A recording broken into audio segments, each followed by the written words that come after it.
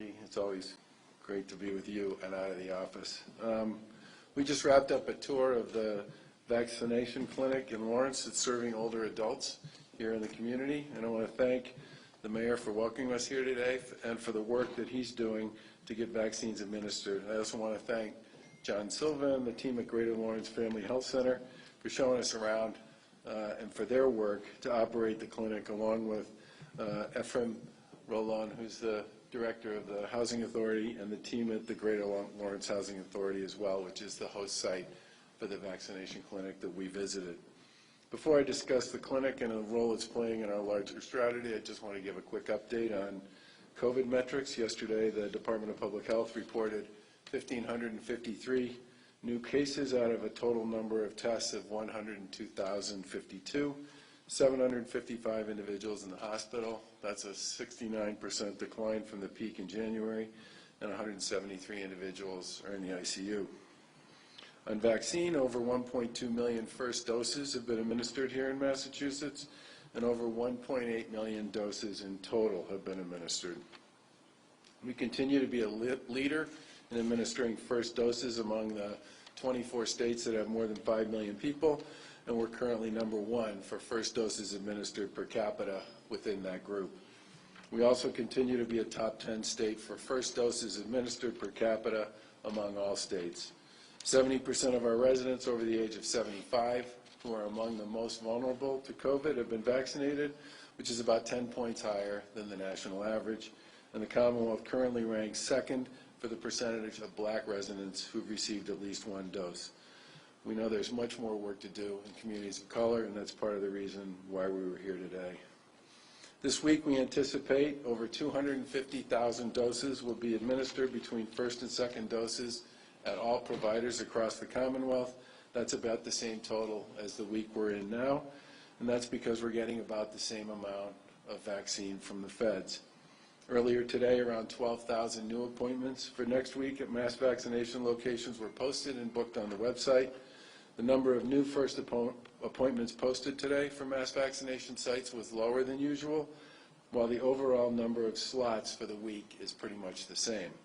That's because residents are returning to mass vac sites for their second doses, and we've made progress to book appointments for older residents that called the call center because they weren't able to use a computer to book online or don't have access to the internet.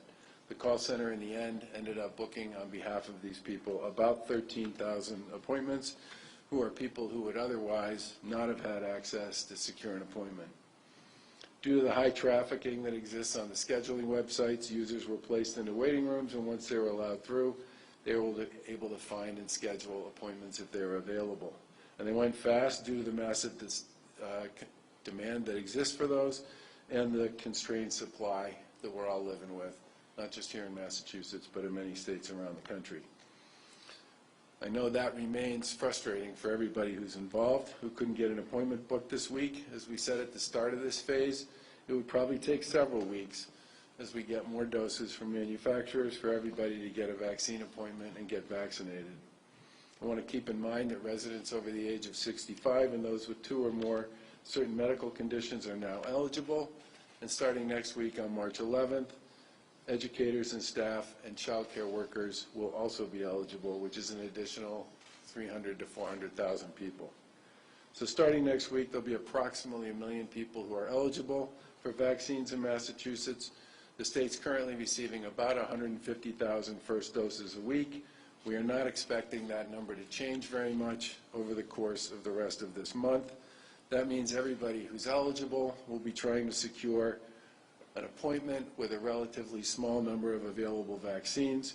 And while we know that creates anxiety, I just want to continue to urge all of us to recognize and understand that we need to be patient here.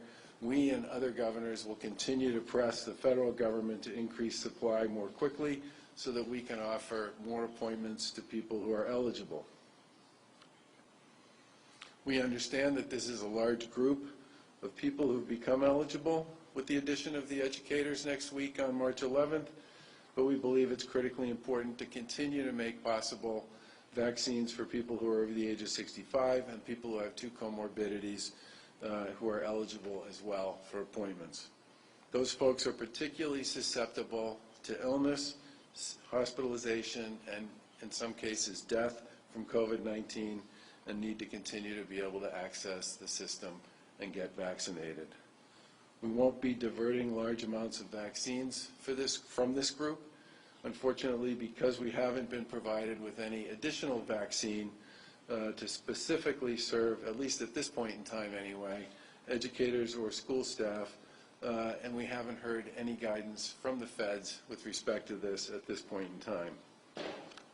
We're hopeful that the federal government and the vaccine production folks will follow through on their promise of increased supply. Obviously, we'd like to see that happen sooner rather than later. Next week, I want to point out that a new regional collaborative will go live. The Lower Merrimack Valley Regional Collaborative will begin, which includes health departments from the communities of Amesbury, Georgetown, Groveland, Merrimack, Newbury, Newburyport, Rowley, Salisbury, and West Newbury, and details on this collaborative will be up on the website next week. We're continuing to prioritize doses for some of the hardest hit communities here in the Commonwealth. As people know, last month, the Department of Public Health identified 20 communities that have borne the brunt of the pandemic, taking into account social determinants of health and disproportionate racial impact. That list includes many communities like Lawrence.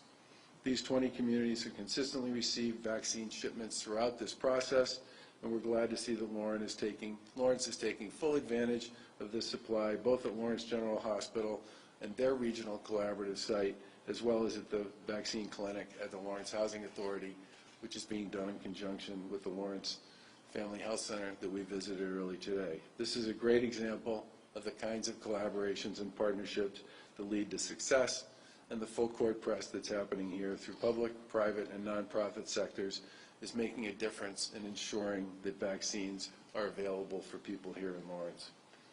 The Greater Lawrence Family Health Center will vaccinate over 100 older adults today at the senior housing site that we visited, and to date has vaccinated over 300 residents at Lawrence senior housing facilities, with plans to vaccinate close to 1,000 more in senior housing facilities across the city. But overall, Lawrence Family Health Center has distributed over 12,000 vaccines to date, and are now doing close to 1,000 shots a day, and expect that number to increase over the next 3 or 4 weeks as they operate sites in Lawrence, Methuen, and soon to be in Haverhill. In addition, they're providing vaccinations to the homeless and to homebound individuals in this region as well. Another way we're supporting these 20 communities is through a $4.7 million targeted initiative to increase vaccine access and awareness. We recognize that vaccine hesitancy is an issue, and we know that it comes from decades of past experiences where communities of color did not have equitable access to quality medical care. Our equity initiative aims to overcome some of these challenges by working with local residents and trusted community organizations to reach people where they are and create access to the vaccine. The initiative is being run in partnership with Healthcare for All and Archipelago Strategies Group, two organizations that specialize in this kind of grassroots, hyper-local outreach, which among other things will involve hundreds of thousands of door knocks across these 20 communities in the coming weeks. This initiative is in addition to the $1 million we've invested in the Mass League of Community Health Centers to support community health center work, and will continue to involve culturally competent and multilingual outreach to promote vaccine awareness in these communities that are served by the CHCs. We're investing these funds this way because we recognize the importance of these neighborhood institutions like Greater Lawrence Family Health Center when you're trying to pursue an initiative such as this. They know the populations they serve, they know these communities, and they're well positioned to address the hesitancy questions and to help people get access to the vaccine when they are able and available to seek it and to get vaccinated. I also want to provide a quick update on our mass vaccination site at Fenway Park. As everybody knows, Red Sox opening day is coming up on April 1st, and our current plan allows fans in the stands with a strict 12% capacity limit. But with that in mind, we've been talking with the Red Sox, the clinic's operator, CIC Health, and other partners about the future of that site. Today we're announcing that we'll transition the mass vaccination site from Fenway Park to the Heinz Convention Center. This transition will take a couple of steps, so please take note. The Heinz Convention Center will open and start accepting patients on Thursday, March 18th. Fenway's last day to accept patients will be Saturday, March 27th. So these sites will overlap for a couple of weeks. Both will be operating from March 18th to March 27th. All individuals that are vaccinated at Fenway Park and have a second appointment scheduled will be able to receive their second dose at the Heinz, and CIC Health will send them all the details via email, and there'll be additional outreach to make sure that they know where they need to go and when they need to be there. We're grateful to Fenway and to the Red Sox, along with CIC Health, for their incredible work operating this highly effective, friendly, welcoming, and efficient site. So far, they've completed over 25,000 vaccinations, and by the end of this month, we'll expect they have completed over 55,000 vaccinations. It's a terrific output, and we're deeply grateful to the Red Sox, Beth Israel Deaconess Medical Center, Cataldo Ambulance, and the other partners for everything they've done to support this effort. They've been terrific partners throughout this process. This month, the new Heinz site will ramp up to do the same volume of vaccinations as are currently being done at Fenway Park, which is about 1,500 a day. And later this spring, if our supply increases, the Heinz has room to scale up to more than 5,000 shots per day.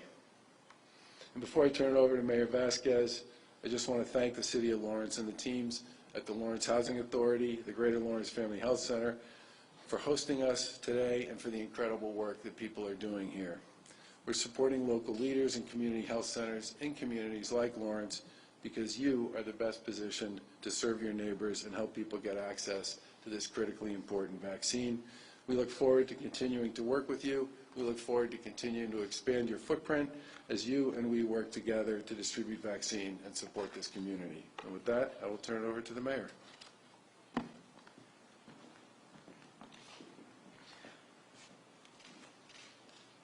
Governor Baker, Secretary Polito, Lieutenant Governor Polito, Secretary Sutter, I welcome you back to the City of Lawrence. I also like to take this opportunity to thank all of our state delegation members who are present today, as well as local elected officials in the city. In the City of Lawrence, we strongly and firmly believe in collaboration, and for that reason, I am very grateful of the work that is currently happening with Greater Lawrence Family Health Center, as well as the Lawrence Housing Authority. This is what we need to continue to see. As you know, there has been a large hesitancy in members of our community to obtain the vaccines. And in order to ensure that they get it, it is important that we meet them where they are. And this is exactly what is happening today here in the City of Lawrence. I am also grateful for the collaboration we have had with Lawrence General Hospital, which has been very significant in ensuring that our residents obtain the vaccine that is desperately necessary in our community. Please note that the City of Lawrence is also aggressively pursuing opening our own vaccination site, which, similar to what the governor just said, I knock on wood that this will happen next week. And I am hopeful that the location will play an integral part in ensuring that residents will have accessibility to be able to get there. This is going to be at the Arlington School, in the heart of the city, in the Arlington neighborhood, where the most need is critical. The City of Lawrence also is aggressively launching its own advertising campaign for this effort. And for that reason, tonight we are having a town hall in which we will be addressing any concerns from the residents, and it will have live interpretation to Spanish and American Sign Language. Residents will be able to ask healthcare professionals their questions directly, and it will be addressed to them to ensure that they feel more comfortable in terms of the vaccine. This is what we need in the city, and I wish we can continue to address this concern. There's a lot of inequalities that exist, and I urge the governor to continue supporting our efforts locally as we address the COVID pandemic and many other concerns in the city. I would like to take this time now to welcome Greater Lawrence Family Health Center CEO, Mr. John Silva.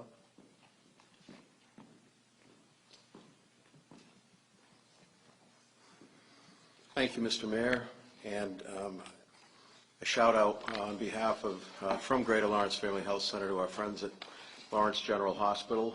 It seems like when things are, whether they're going good or they're not going, they're going badly, we're always in the trenches trying to make things better. So I noticed some LGH folks here, and I wanted to make sure that they were mentioned.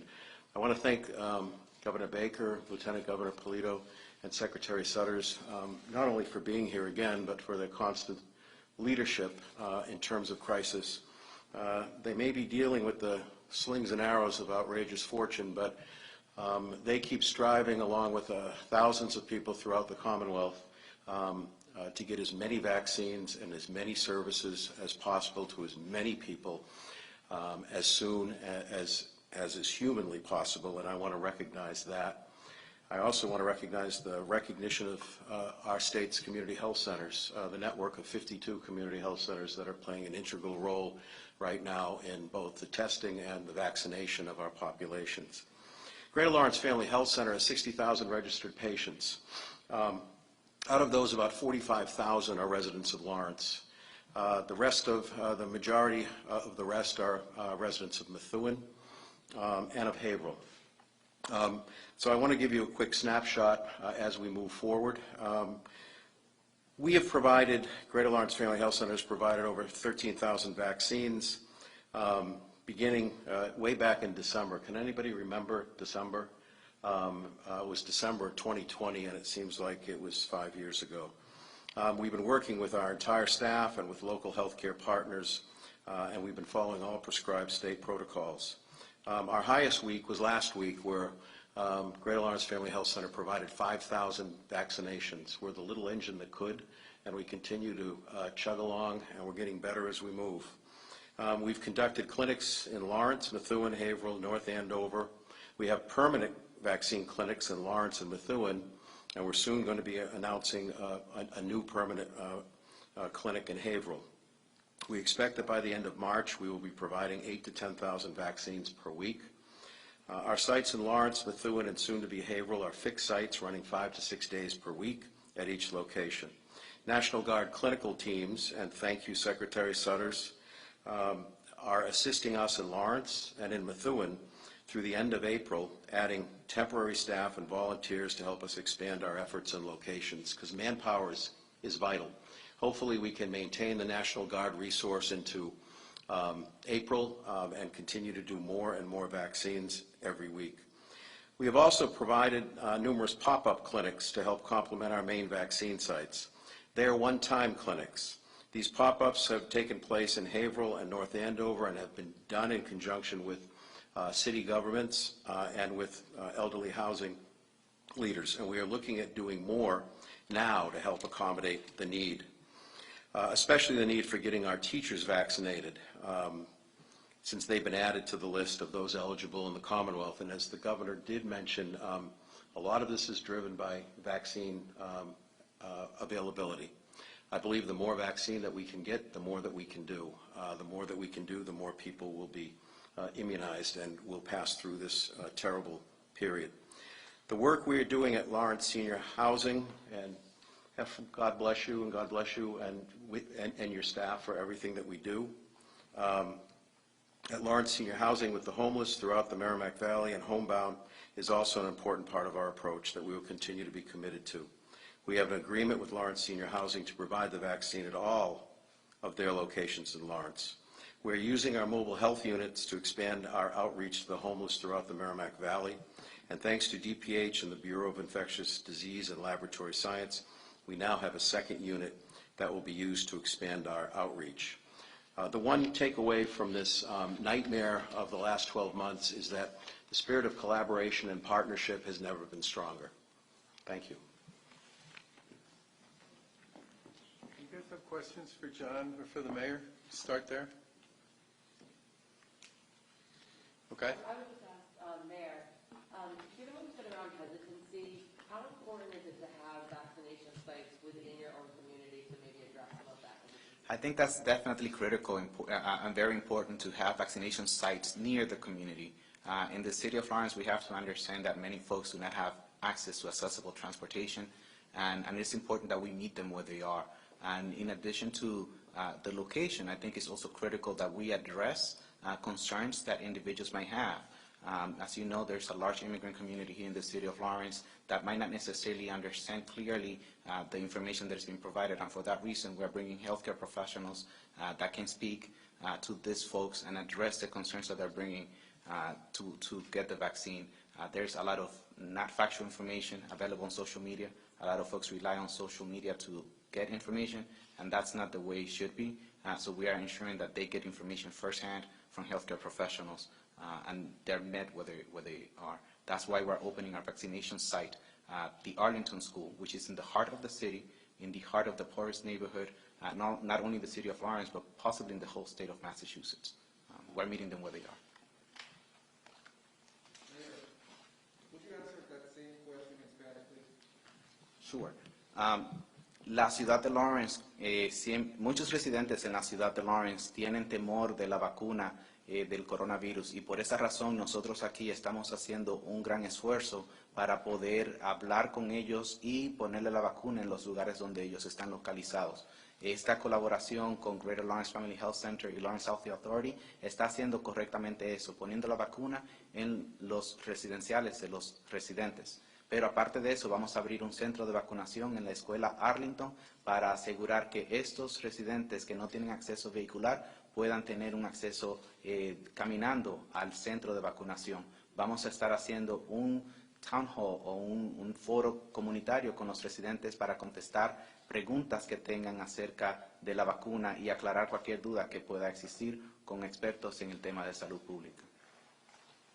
Governor, 400,000 new people added to the mix next week, like you said, about 1 million people looking to sign up for shots next week.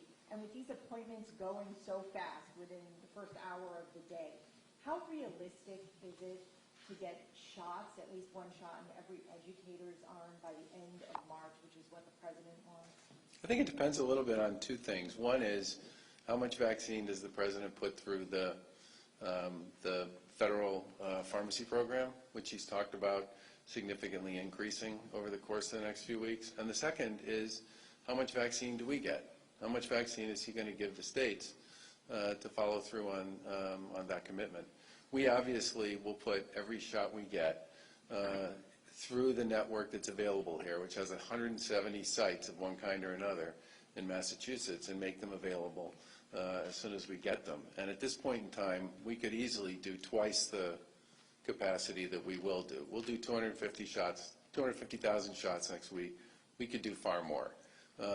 But to do far more, we're going to need far more vaccine from the feds. Well, by the end of March, just a quick follow-up, Governor, by the end of March, like 2 or 3 weeks out, just so that we could get more people in with that 150 being kind of steady? Well, keep in mind that because we're playing a two-shot game with Pfizer and Moderna, you got to make sure you create the capacity to deliver the second shot. One of the big issues we face next week is we have a ton of second shots next week based on first shots that were given 3 and 4 weeks ago. So that is going to be a constant issue for us as we move through this. You can perhaps, if you think you're going to get the vaccine, but okay, so let's suppose we had made a decision in Massachusetts to believe everything we had been told about what was going to happen with respect to Pfizer, Moderna, and J&J, and it scheduled out 3 weeks based on what we had been told. We would be in really big trouble right now, because none of those vendors are actually playing at the level that they said they were going to be playing at a few weeks ago. And that is exactly why we have been very cautious about pushing this thing out beyond what we actually are permitted to order week to week. right, but it doesn't look like by the end of March. I mean, you've said yourself, you're not even expecting any increases by the very end of March or beginning of April. So, I mean, is that really realistic to think that you could get shots in every educator arms right now? Well, I think unless there's a significant increase in supply coming from the feds, it's going to be hard to get through the current eligible universe by the end of March. Yes. Governor, could you tell us why 13,000 appointments, some weeks it's 70,000, 13, is that because there were so many seconds, so you're holding some back? No, a big part of it is there are a bunch of people who are, I think over 70% of the shots next week at the mass vac sites are going to be second doses. In addition to that, we're continuing to expand into the community health center communities as they develop and ramp up their capacity. And we've been doing the same thing with some of the folks in the provider space generally. I mean, remember, there are 170 sites that are currently available, some of which people can get to through our website, some of which people get to because they're patients of organizations like these. Governor, of the 150 you get each week, I mean, going out in the next couple weeks, I mean, how many are allotted for second dose? I mean, No, the 150 is not second dose. The second, I guess of the 250, I guess. yeah, the 250 is what we think of as the total universe of available doses. So we'll put 150 out that will basically be first doses, and there'll be another 100,000 on top of that that will be second doses. The 150, they'll always be first? Yeah. Okay. And are you completely confident in the second, that you have enough for the second doses? Yeah, I mean, generally speaking, I mean, it's a formula, right? So you report on the number of first doses you've done, and then you expect 3 weeks later for Pfizer and 4 weeks later for Moderna that you will get the second doses that you're supposed to get. And generally speaking, you know, the formula works. The curveball in it is weather. We've had some pretty interesting experiences with weather.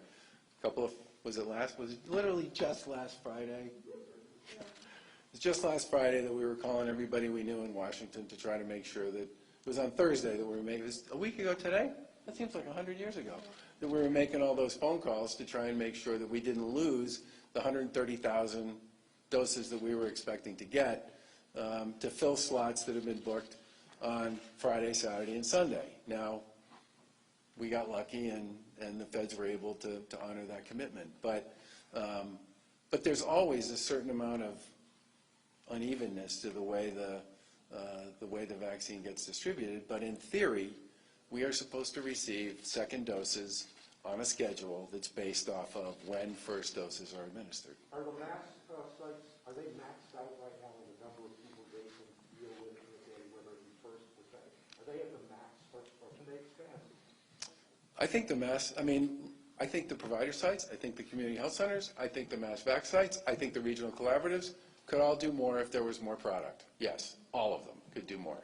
But there was only 12,000 today because of the second doses. Well, remember, there were also a number of folks who had not been able, I said this in my remarks, there were a number of folks who had not been able to access a vaccination site because they were elderly and didn't use the computer. And so the call center actually booked a number of appointments for those folks as well, which will be part of the universe that gets first dose next week.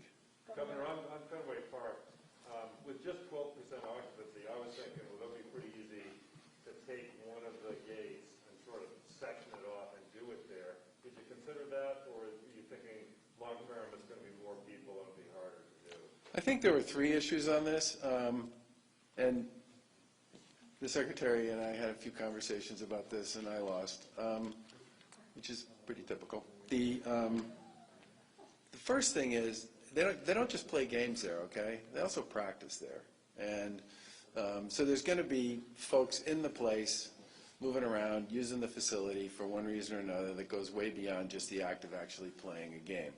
The second is, it does create a certain amount of potential for confusion for people who are going there to actually get a vaccine and there for that purpose only. You know, geez, maybe if to have ball players in the park at the same time you have people in the park who are there for a different purpose, we just felt was a little more complicated than we felt was appropriate for this. And the Heinz is available, and it's not that far away, and it will have the ability to scale, right? And as the baseball season moves forward, and they're going to want to open up at some point some of the stuff along Yawkey Way, and I just think from our point of view, the Heinz was a more permanent solution that we could use on a go-forward basis. Do you think it's like a security issue, people might be able to sneak down the field or what, practice or whatever? I don't know. But the bottom line was, there's going to be, the fundamental purpose of Fenway Park is to provide a place for the Red Sox to practice and play baseball. They did a beautiful job of sort of visioning how you could actually turn it into a vaccination site. But with the Heinz available down the street, and there to be able, the Heinz will also be able to scale up to a significantly larger number without the distraction that would come with being part of a ballpark. that's actually active.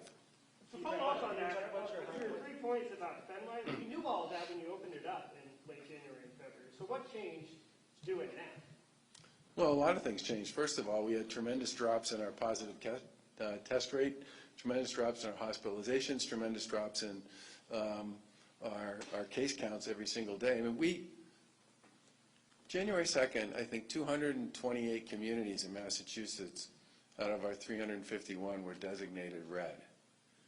I think in today's data it's 19. We're in a very different place now than we were then. Was your hybrid model for the State House, the employees, obviously the businesses around the State House are going to, they're going to suffer. You're talking about doing this after the pandemic?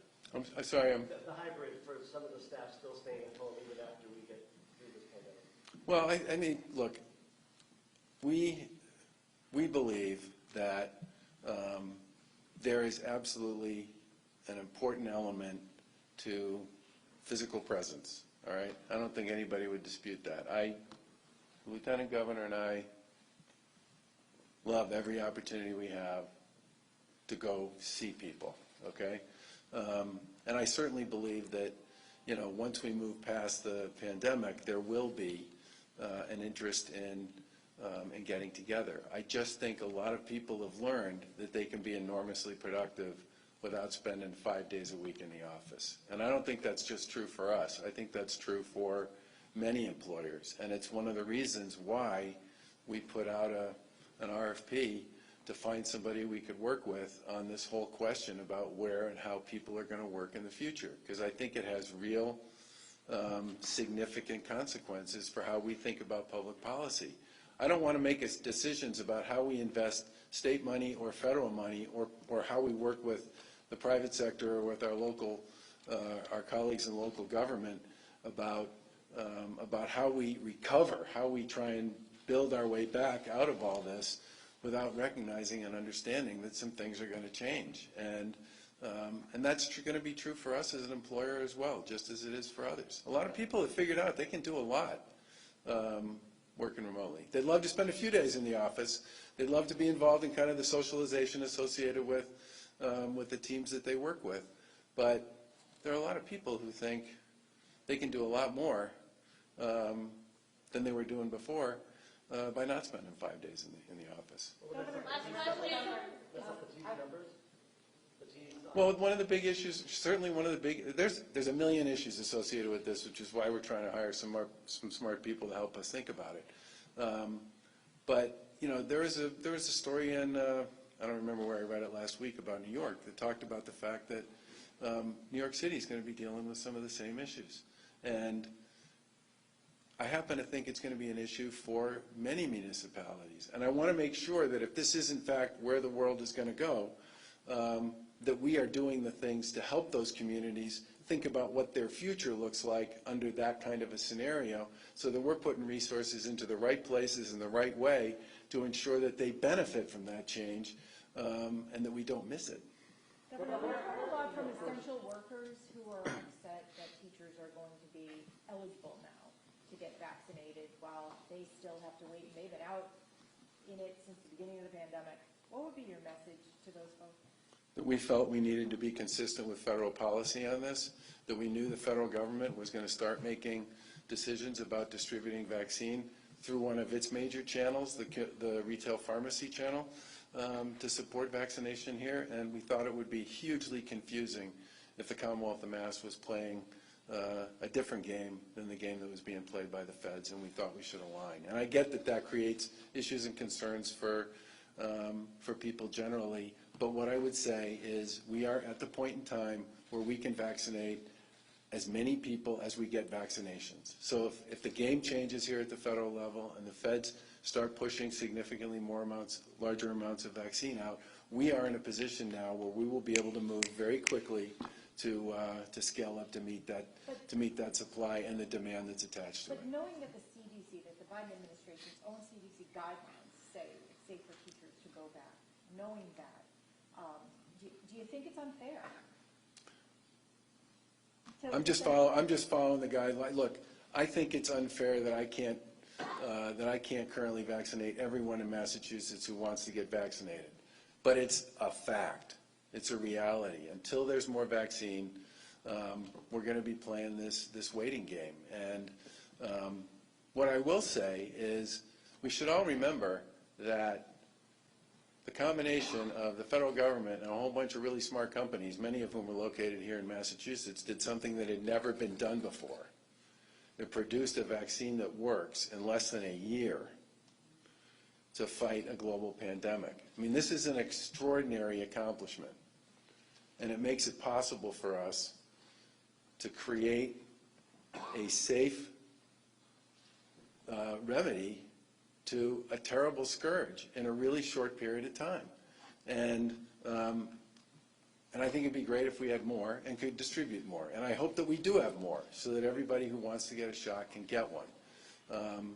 But at this point in time, we're limited by the supply that's available. Governor, the first J&J vaccines, it's limited supply. Why is that first going to the hospitals first? When one of the features is they can get out into the communities and a lot of reasons. Some of them went to the community. I don't know. Did you get some?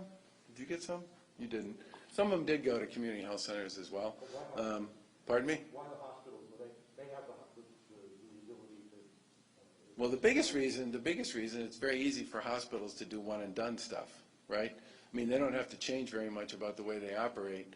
Remember, we got told you're going to get this and then you get nothing for 4 weeks. It's very easy for the hospitals to literally just work their way through their most vulnerable patients, those over the age of 75, those over the age of 65, bang, bang, bang, bang, you know, and deliver 58,000 doses very quickly, and then they just go back to doing what they've been doing, either with Pfizer or Moderna or just taking care of patients. It's harder for some of these other sites that are built around this idea of 2 doses to just flick the switch and then all of a sudden have to flick it back. Governor, it costs well into the hundreds of thousands of dollars to operate some of these mass vaccination sites every week. I wanted to check, first, is the state expecting to get reimbursed for all of that with the feds?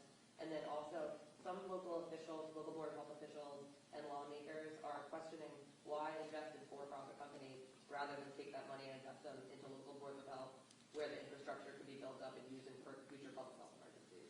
I think the biggest issue for us was efficiency, speed, and capacity to deliver in a very short period of time. I mean, remember, when we first started expanding our infrastructure here in Massachusetts, we had a lot of catching up to do. And this is a race against time. At the end of the day, it's a race against time. New variants, other concerns, everybody wanting to get vaccinated.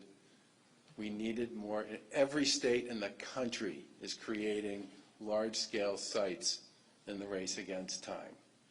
And for us, this race against time required us to create a lot of additional capacity that could focus exclusively on one thing and one thing only, which was the delivery of vaccines. I'll tell you something, we get an incredible amount of incoming from people who access those mass vac sites. They are amazing ambassadors to the vaccine program.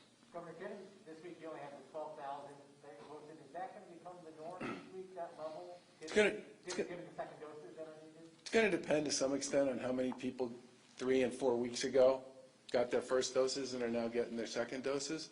And it'll depend a little bit on what does happen with supply, and it will also depend on how these folks are doing. You got 170 sites. You got multiple channels here, and at the end of the day, one of the greatest challenges the command center has is figuring out how to make sure all of it lands where it's supposed to land, given that some days we get this much, some days we get this much, some days we get this much, some days we get that much, and with some of the issues that we've had, which hopefully will go away around weather, it's not the easiest thing in the world to plot and plan. But I would say that I do think we will continue to make about 150,000 first doses available, if that's what we get from the feds, every week as part of the way we distribute vaccine to a universe that's significantly bigger than that. We're getting some reports of some health centers having to cancel appointments this week or next because they're not getting the vaccine that they were told they were going to be getting. Are you aware of any? I'm not, but we'll follow up on it. Talk real quick, Governor, about funeral directors. I did a sad story this week on a young man whose dad died of COVID. He believes from a family who had another one that died. The CDC is a little innocuous with the documents, but CDC supposedly has them slated as healthcare workers. You're one of the only states that doesn't. Has any thought been given, especially given the medical examiner's office being given vaccine, to allowing these people? We've had an advisory board that gave us guidance on how to do this. For the most part, we've been following their protocols and their recommendations. Like I said earlier, I would like to be able to put everybody into the mix. But at this point in time, we're following a list. And the biggest thing on this list was people who are most vulnerable to COVID, which started with long-term care and a whole bunch of folks who serve people who are vulnerable to this as well. And that's where we started, and that's where, and unfortunately, there's a pace we can go at, and it can only go as fast as the vaccine that we get. So was there a disconnect, though, of vaccinating the medical examiners and not funeral directors who a lot of times have very similar jobs, going to hospitals, going to nursing homes, dealing with the day? A lot of the folks in the DME office end up on site, accidents, trauma events, that sort of thing. That's much more of a first responder type role, which, as everybody knows, they were a very high priority, not just here in Massachusetts, but around the country. Thanks, everybody. Thank you, Governor. And thanks again to the folks at Lawrence for the wonderful job you're doing collaborating with one another. We look forward to continuing to work with you.